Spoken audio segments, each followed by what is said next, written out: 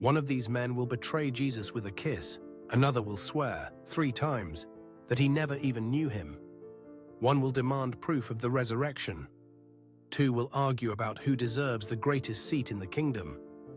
And Jesus looks at all of them and says, "Follow me." That's the part that should stop you. Because we don't pick teams like that. We promote the polished. We platform the impressive. We trust the consistent.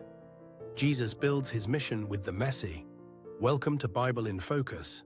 This is the Misfit 12, the Disciples Unfiltered.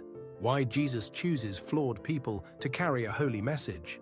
Starting on Ash Wednesday, we're walking all the way to Easter with the men who walked with Jesus.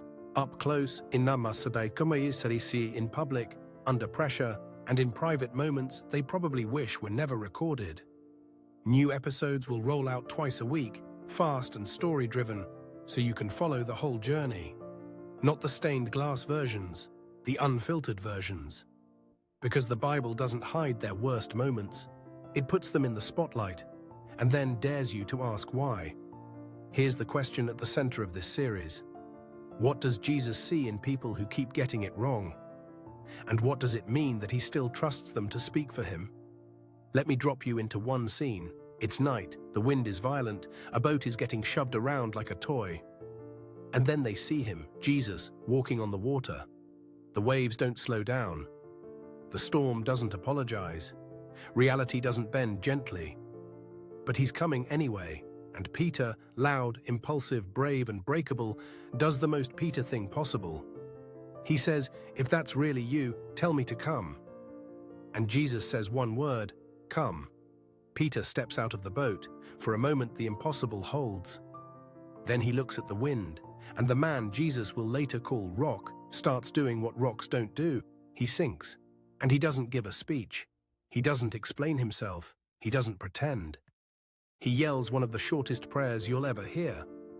"Lord, save me." And Jesus reaches down and grabs him. That moment is Peter in a sentence. Bold faith, broken focus, rescued anyway. But that's not even his worst moment. Because later, at another fire, another night, another kind of storm, a servant girl will look at him and say, "You were with Jesus." And Peter will deny it. 3 times. So here's the question: how does a man who collapses under a simple question become a leader who changes history? That's our first deep dive. Peter, the rock who sank. And Peter isn't the only surprise. John becomes known as the disciple of love. But you might be shocked by the version of John who wanted to call down fire on people who didn't welcome Jesus. Matthew writes a gospel, but first he's a tax collector, profiting off his own people with the backing of Rome. What does it cost him to walk away? And what does it cost the group to accept him? Thomas becomes a nickname for doubt, but what if his real story is courage? The courage to be honest when everyone else is pretending. James and John fight for position. Simon the Zealot carries political rage. Judas holds the money bag and eventually sells out the Messiah for 30 pieces of silver. And then there's Nathanael, the one Jesus calls honest, who starts by saying nothing good comes from Nazareth. Even honesty has an edge. These aren't safe men, they're not tame. They're not pre-packaged for ministry. They're fishermen with tempers, rebels with agendas, skeptics with questions, insiders who still don't get it. And Jesus doesn't wait for them to clean up first. He calls them in the middle of the mess.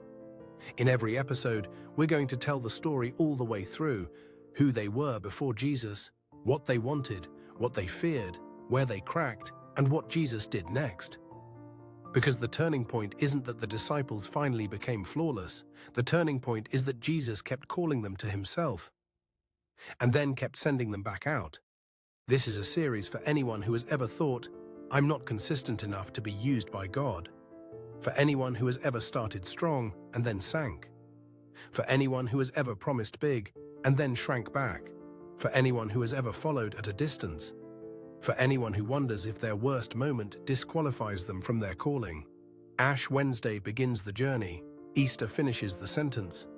And somewhere in between, you're going to realize something the disciples didn't understand at first.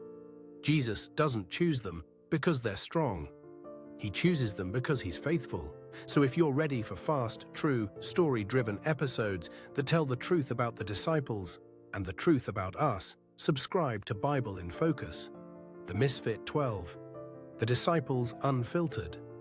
Ash Wednesday, we begin.